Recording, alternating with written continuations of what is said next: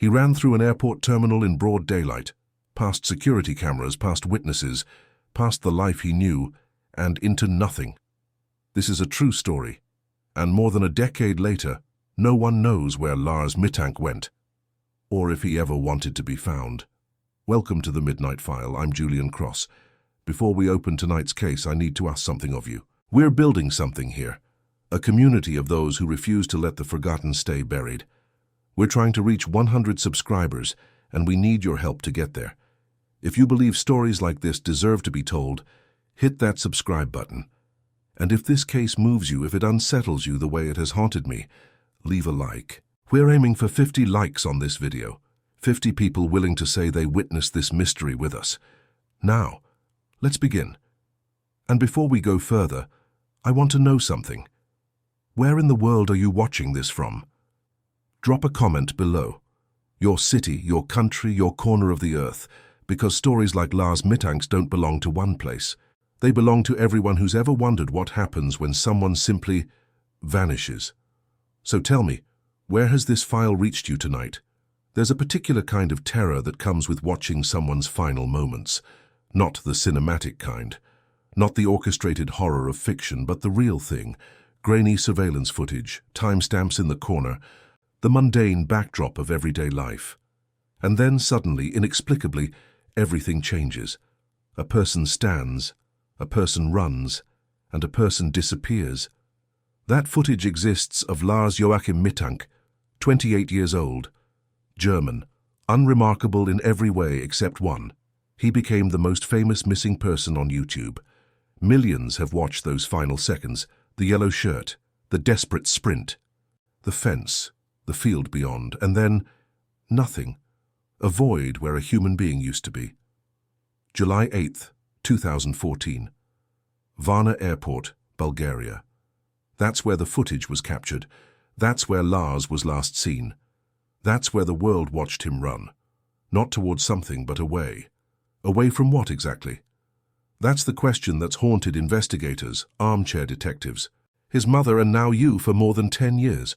Some cases you can close, some mysteries you can solve, and some just sit there in the dark, refusing to give up their secrets.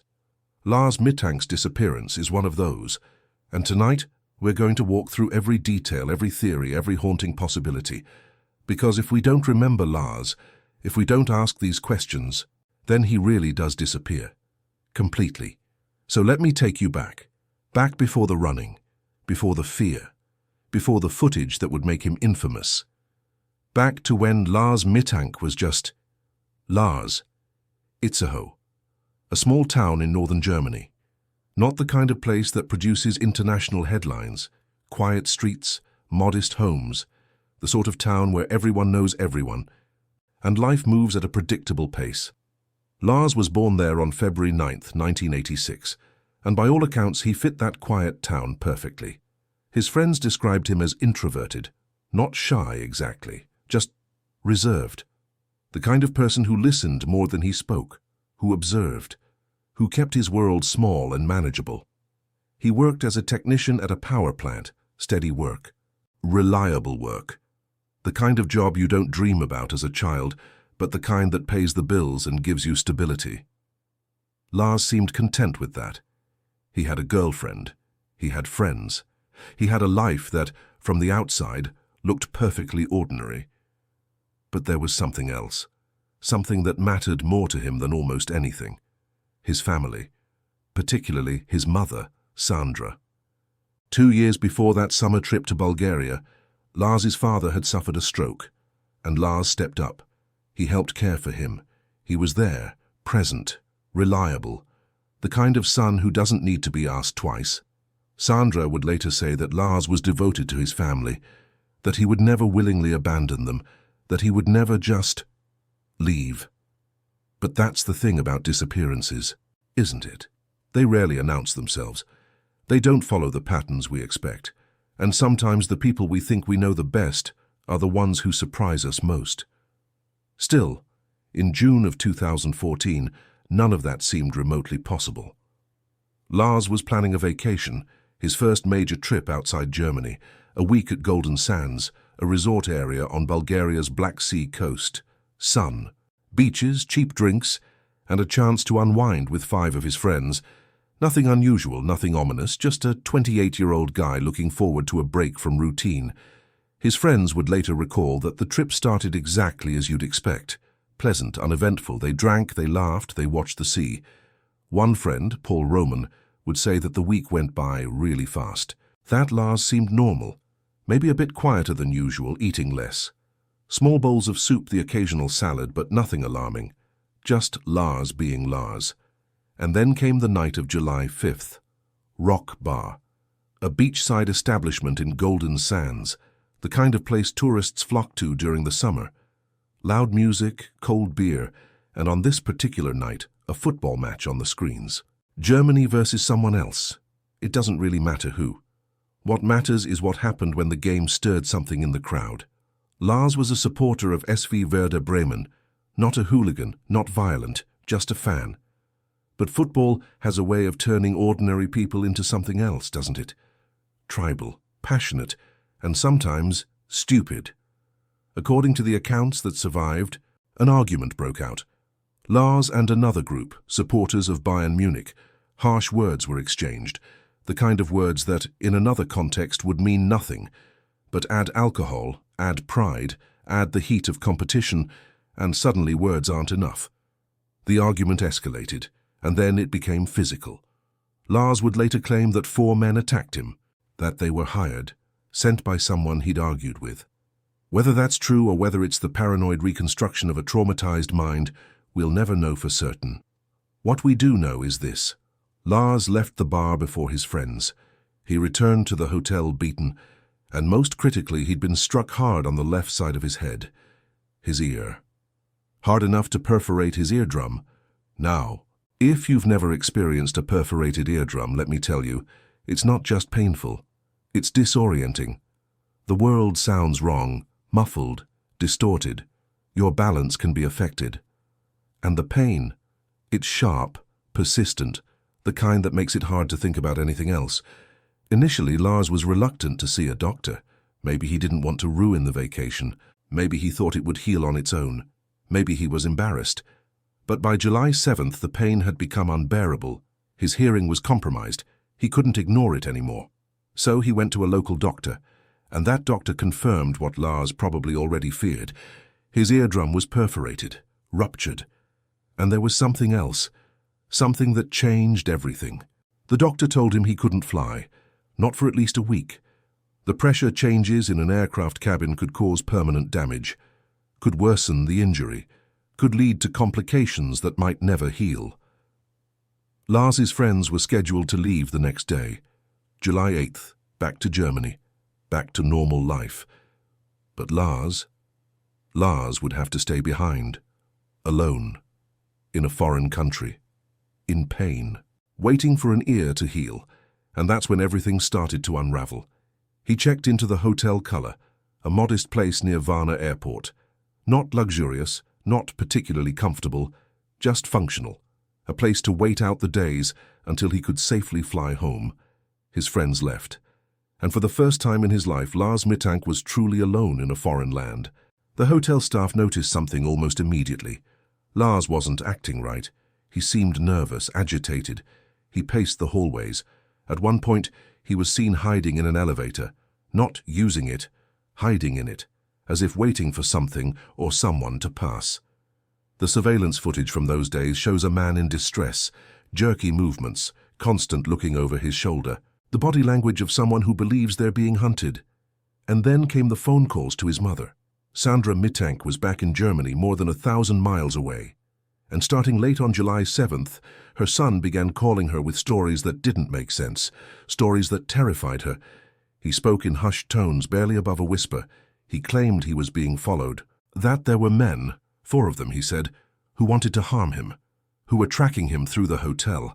He became convinced that the hotel staff had tampered with his credit card, that they were trying to steal from him.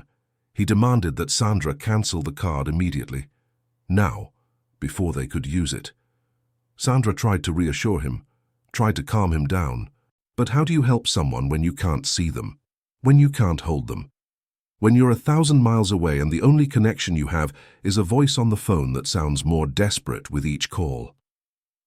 In one conversation, around 2:30 or 3:30 in the morning on July 8th, Lars told his mother he was hiding. High up, he said. Somewhere he could fall from. Maybe a stairwell, maybe a balcony. He said the men were still looking for him, that he had to stay quiet, that he couldn't let them find him. Sandra couldn't sleep, couldn't think. She urged him to get to the airport, to go home, to get on that plane as soon as he was cleared to fly. Just come home, she must have said, just come back. But there was something else, a detail that would become crucial in the theories that followed. After his ear injury, Lars had been prescribed an antibiotic, cefprozil, a cephalosporin-class drug, commonly used for infections, standard treatment. Nothing unusual, except Lars never filled the prescription. He never took the medication. Why, we don't know. Maybe he forgot. Maybe he didn't trust foreign pharmacies. Maybe he thought the injury would heal on its own. But that choice or non-choice would later fuel speculation about what happened to his mind in those final hours, because cephalosporins, in rare cases, can cause psychiatric side effects, anxiety, hallucinations, paranoia, restlessness. Most people tolerate them fine, but in vulnerable individuals, particularly those under extreme stress or with undiagnosed conditions, they can trigger something darker. Of course, Lars didn't take the drug, so that theory collapses before it even begins, unless you consider the alternative, that the perforated eardrum, the head trauma, the stress, the isolation, all of it combined, created a perfect storm in Lars's mind. A storm that didn't need medication to trigger, a storm that came from within. But was it a storm or was it something else? That's the question that haunts this case. Because what if Lars wasn't experiencing a mental health crisis? What if the fear was real? What if those men he described weren't hallucinations but flesh and blood? What if, in his final hours, Lars Mittank was running from something that truly wanted to harm him? We'll come back to that, but first we need to follow him to the airport, to those final 42 minutes, to the moment the world watched him run. If you're still with me, if this story has sunk its teeth into you the way it did to me, then do me a favor. Share this video with someone, a friend, a family member, someone who loves a good mystery, or someone who just needs to be reminded that the world is stranger and darker than we'd like to believe. And leave a comment. Tell me what you think happened to Lars. Tell me your theory, because I don't have all the answers. None of us do. But together maybe we can get closer to the truth. July 8th, 2014, approximately 5 in the morning. A taxi pulled up to the Hotel Color. Lars climbed inside. Destination, Varna Airport. He was going to try to fly home, despite the medical advice, despite the danger to his ear. He just wanted to go home. The taxi driver would later recall something unsettling. Lars's pupils were severely dilated, not just wide, dilated, as if his body was flooded with adrenaline, fear, or something else entirely. The driver said Lars appeared deeply distressed, fidgeting, looking around, barely speaking, but he made it to the airport, and he went inside. Now, Varna Airport in 2014 wasn't a massive international hub. It was a regional airport, undergoing renovations, a bit chaotic but functional. And somewhere inside that airport was a medical clinic, a place where travelers could get last-minute consultations, medical clearances, prescriptions. Lars went there. He needed a doctor to clear him for the flight, to say, yes, it's safe, you can go home now. He met with airport doctor Kosta Kostov, and what happened in that consultation room over the next 42 minutes has become one of the most debated, most contradictory, most frustrating aspects of this entire case. According to Kostov's account, or accounts because he changed his story multiple times, he examined Lars's ear and found no serious issues. He determined that Lars could fly, though it carried risks. He asked Lars to sign a waiver acknowledging those risks, standard procedure, but then something happened, something that made Lars bolt. One version of Kostov's story claims that a construction worker entered the examination room. The airport was under renovation after all. Workers were everywhere. Maybe someone opened the door, maybe someone walked in, And maybe that sudden intrusion triggered something in Lars's already fragile mental state. Another version, Kostov's own words, in a different interview, suggests that the doctor mentioned the antibiotic prescription, the cefprozil, and that Lars became visibly agitated, upset, as if the mere mention of medication was a threat. But here's where it gets messy. Investigators looked into the construction worker story. They identified the person Kostov claimed had entered the room. And guess what? That individual wasn't even in Bulgaria at the time of the incident. He was somewhere else, completely alibied out. So that part of Kostov's story? A lie? Or a mistake? Or a cover for something else? Kostov has changed his statement 3 times during the investigation. 3 times about what happened in that room, about who was present, about what was said, and critically, there are no security cameras covering the entrance to the medical clinic, no footage of who came and went, no way to verify anything that happened inside. What we do know is this. At some point during that consultation, Lars Mittank stood up, and according to multiple sources, he said words that have since become infamous. "I don't want to die here. I have to get out of here." And then he ran. The airport CCTV cameras captured what happened next. And this is the footage that millions of people have seen. The footage that turned Lars Mittank into an internet phenomenon.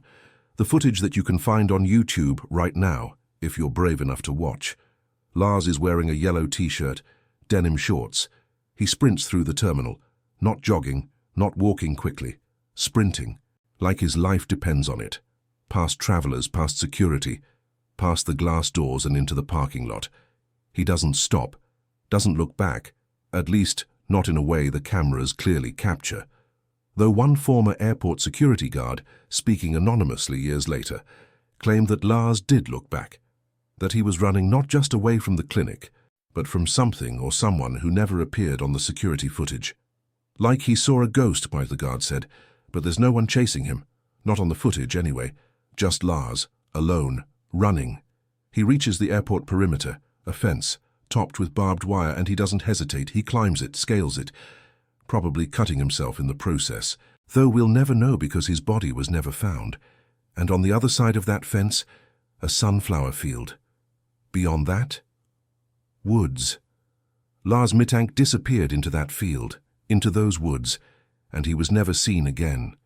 His mother, Sandra, was on the phone, trying to reach him, trying to help, but his phone battery died, the line went dead, and that was the last time she ever heard her son's voice. Now let's talk about what he left behind, because in most disappearances, people take things with them: money, identification, clothes, something to help them survive, whether they're running toward a new life or just trying to stay alive. Lars left everything: his luggage, his passport, his wallet, his phone. All of it remained at the airport. Investigators went through it carefully, looking for clues: drugs, contraband, evidence of smuggling or criminal activity. They found nothing, just the belongings of an ordinary tourist.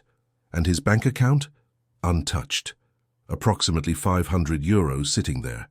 No withdrawals after his disappearance, no transactions, no attempts to access the money. If Lars was planning to disappear, if this was premeditated, why leave the cash? Why leave the means to survive? The only thing he took with him was what he was wearing: a yellow shirt, denim shorts. That's it. No shoes, maybe, depending on which account you believe. No supplies, no plan, just terror, and the belief that staying in that airport meant dying. The Bulgarian authorities launched a search immediately. Drones were deployed. Cadaver dogs were brought in. Officers combed the sunflower fields, the wooded areas, the roads and villages nearby.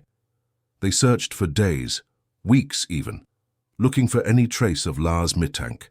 They found nothing: no clothing, no remains, no signs of struggle, no abandoned belongings. It was as if Lars had simply evaporated, as if he'd run into that field and ceased to exist. Sandra Mittank traveled to Bulgaria, desperate, heartbroken, terrified.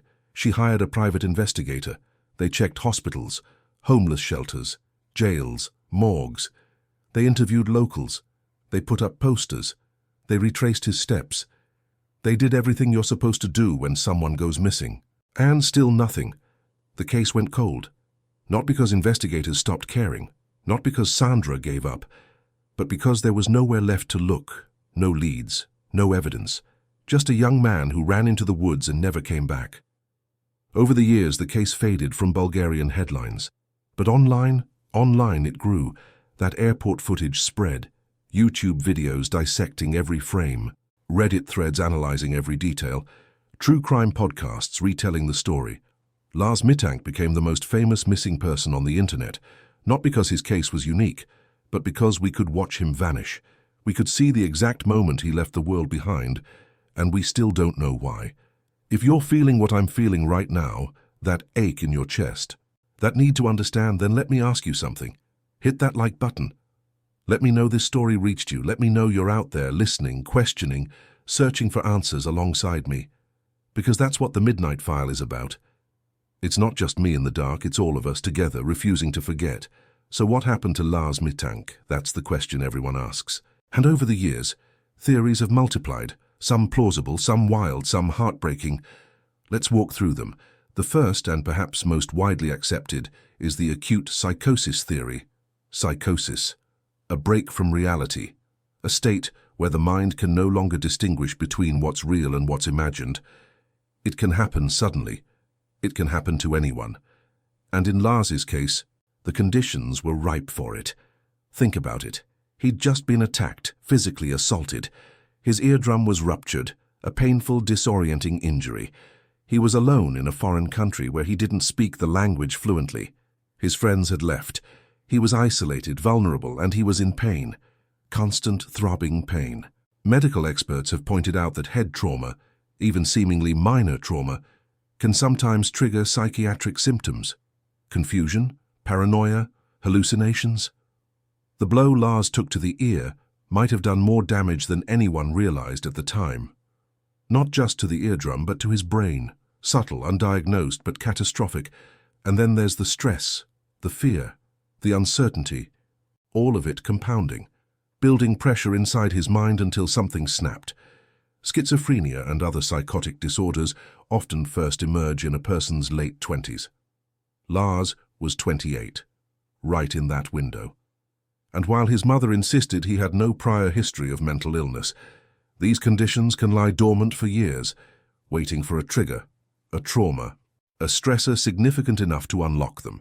It's possible, probable even, that Lars experienced a sudden acute psychotic episode in those final days, that the men he described weren't real, that the hotel staff wasn't tampering with his card, that the danger he felt was a creation of his fractured mind. And if that's true, then what happened when he ran into the woods? Did he collapse? Did he succumb to exposure? Did he fall into a ravine or a hidden ditch where drones and dogs couldn't find him? Did animals scatter his remains? Did nature reclaim him before anyone could discover what was left? It's a tragic explanation, but it fits the evidence: the sudden behavioral change, the paranoia, the irrational fear, the abandonment of belongings and money, the running. All of it consistent with someone in the grip of a severe mental health crisis. But there's another theory, one that's darker, one that asks, what if Lars was right? What if he really was being followed? Bulgaria, particularly in tourist-heavy areas like Golden Sands, has a documented problem with organized crime, human trafficking, smuggling, violence. It's not a lawless wasteland, but it's not without danger either. Tourists can be targets, especially tourists who are alone, vulnerable, isolated. What if Lars witnessed something he shouldn't have during that bar dispute? What if he saw something that made him a liability to someone dangerous? What if the men he described weren't hallucinations, but criminals who wanted to silence him? This theory has its supporters, and they point to a few unsettling details. Lars's descriptions of being followed were specific, detailed. He didn't just say, "I'm scared." He said, "4 men are after me. They want to hurt me." That level of specificity is unusual in delusional thinking. And then there's the anonymous account from the former airport security guard, the one who claimed Lars was looking back at something or someone who never appeared on camera. What if there were people pursuing him, people who knew how to avoid surveillance, people who disappeared into the crowd after Lars bolted? But this theory has problems, big problems. For one, there's no evidence of abduction, no witnesses who saw Lars with anyone else. No signs of struggle in the field or woods, no ransom demands, no body. If Lars was taken, what happened to him? Where is he? And why would criminals go to such elaborate lengths to cover their tracks when they could have simply left him alone? It's possible, yes, but it's hard to prove. And in the absence of evidence, Occam's razor suggests the simpler explanation: mental health crisis. Still, there's a third theory, one that's less popular but worth mentioning: the voluntary disappearance theory. Could Lars have chosen to vanish? Could he have been running not from danger, but toward a new life, away from responsibilities, relationships, pressures we don't know about? Some have pointed to unconfirmed sightings over the years, someone matching Lars's description spotted in Canada, in Brazil, in homeless encampments in Berlin. None of these sightings have been verified. DNA tests came back negative. Facial recognition wasn't conclusive. But the possibility lingers. Why would someone who seemed content, who was close to his mother, who had a stable life, just walk away? People do it all the time, quietly, without explanation, leaving behind everything they've ever known because staying has become unbearable. But in Lars's case, it doesn't fit. He left money. He left his passport. He left his phone. If you're planning to start over, you take those things. You need them. So either this wasn't premeditated or it wasn't voluntary at all. And then there's the fourth theory, the credible sighting. In October 2014, 3 months after Lars disappeared, a Bulgarian sex worker reported seeing a man matching his description on a secluded country road near a small village called Slanchevo. He was hiding behind bushes, she said, ducking down whenever cars passed. She offered her services. He declined and mentioned something about staying at a large hotel in the nearest village. Here's the thing. There are no hotels in Slanchevo. None. So either he was lying, confused, or she was mistaken. But according to the private investigator's report, this woman provided specific details about Lars that hadn't been publicly disclosed. Details about his appearance, his demeanor, things she shouldn't have known unless she'd actually seen him. The sighting's location also aligns with the direction Lars would have traveled after climbing that fence. If he ran through the sunflower field, kept moving, avoided roads, Slanchevo would be a plausible destination. But if that sighting was real, then where did Lars go afterward? Why didn't he seek help? Why didn't he contact his mother? Why did he remain in hiding? And if he was still alive in October 2014, is he still alive now, more than 10 years later? And then came January 2025. Skeletal remains were discovered by a utility crew clearing overgrowth in a wooded area near Varna Airport. Just kilometers from where Lars was last seen, the condition of the remains, the timeline, the clothing fragments. Everything suggested this could be him. Finally, an answer. Closure at least, if not peace. International headlines exploded. Lars Mittank found. Bulgaria's most famous missing person case solved? News outlets scrambled. Sandra Mittank waited. The world held its breath. DNA testing was conducted. 2 weeks later, the results came back. It wasn't Lars. The remains belonged to a different man, a local transient who had disappeared around the same time. A tragedy, yes, but not the tragedy everyone had been bracing for. The revelation was crushing, not just because it meant Lars was still missing, but because it deepened the mystery. How do you find remains from the same time frame in the same location, matching a similar description, and have it be someone else? What are the odds? Conspiracy theories ignited. Was the body planted? Was someone covering something up? Were there other disappearances in the region that authorities had overlooked? Was there a pattern? By spring 2025, the case had been reinvigorated. Bulgarian and European authorities reopened aspects of the investigation. International pressure mounted to improve missing persons protocols for tourists, and Lars Mittank's name was back in the headlines. Still missing, still unsolved, still haunting. There are complications in this case that go beyond theories. Structural investigative complications that have made finding the truth nearly impossible. Dr. Kosta Kostov, the airport physician, has changed his statement 3 times. 3 times. About what happened during the consultation, about who was present, about what spooked Lars. And remember, there are no cameras covering the clinic entrance, no way to verify anything. Why the changing stories? Is he hiding something? Did something happen in that room that he doesn't want known? Or is he simply a confused, unreliable witness trying to piece together a chaotic morning from more than a decade ago? We don't know, but it's a problem, a big one. Then there's the communication gap. When Sandra Mittank was desperately trying to get help while her son was at the airport, she called multiple numbers. Emergency services, the airport, anyone who might assist. And according to reports, nobody wanted to or could understand her. Language barriers, bureaucratic indifference, a mother's terror reduced to static on a phone line. It's infuriating. And it highlights a grim reality. When something goes wrong abroad, when you need help in a country that's not your own, you're often on your own. And finally, there's the absence of physical evidence. In the age of surveillance, drones, satellite imagery, cell phone tracking, Lars Mittank disappeared completely. No trace, no breadcrumbs, no digital footprint. It's almost statistically impossible. And yet, it happened. Does that mean foul play? Not necessarily. Nature is good at hiding bodies. Terrain can be deceptive. Search efforts, even thorough ones, can miss things, but it does mean we're left with questions. Yongju unanswered questions. Lars Mittank's case has had ripples beyond true crime circles, real tangible impacts.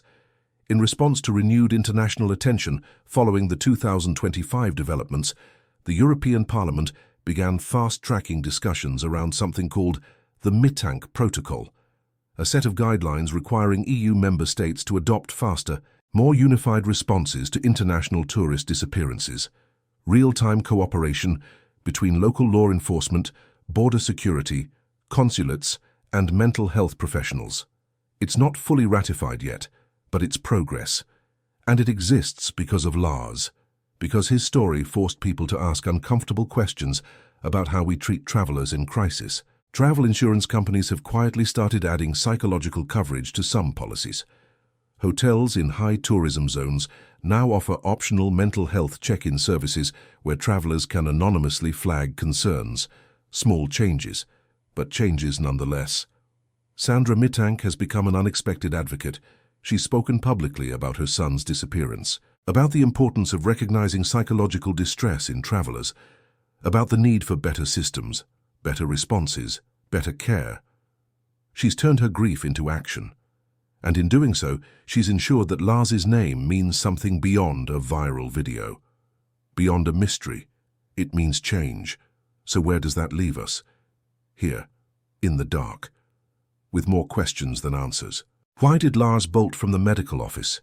The airport doctor's story doesn't hold up. The supposed employee who frightened him wasn't there. So what happened in those 42 minutes? Did Lars suffer a genuine psychotic episode, or was he genuinely being threatened? We have evidence for the former, psychological profiles, medical theories, behavioral patterns.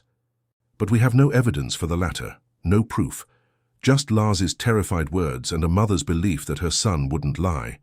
How did he disappear so completely? Modern technology, immediate searches, and still nothing. It defies logic. It defies probability, but it's the truth. And is he alive? No confirmed sightings in over 10 years. No financial activity. No use of his identity. No body. No grave. Just absence. Every missing person case is a void. A hole where a human being used to be. And that void pulls at us, makes us need answers, makes us create theories, makes us search even when there's nowhere left to look. Lars Mittank is one of those voids, and maybe he always will be. I want to leave you with something, a thought, a question, maybe. We live in a world where we believe we can find anyone, track anyone, know anything. We have satellites and cell towers and surveillance cameras on every corner. We have databases and algorithms and forensic science that can identify a person from a single strand of hair. And yet people still vanish. Not in the way they did centuries ago, when you could walk into the woods and simply cease to exist in the records of men, but in new ways, complicated ways, ways that feel impossible because we're supposed to be beyond this now. Lars Mittank ran into a sunflower field on a summer morning in 2014, and the world swallowed him whole. Maybe he's out there somewhere, lost, confused, unable to find his way back. Maybe he's lying in an unmarked grave, hidden by time and terrain. Maybe he met something darker in those woods than we can imagine. Or maybe, just maybe, he found what he was looking for. An escape. A new life. A way out of something we'll never understand. I don't know. And that's the hardest part, not knowing. Living with the uncertainty.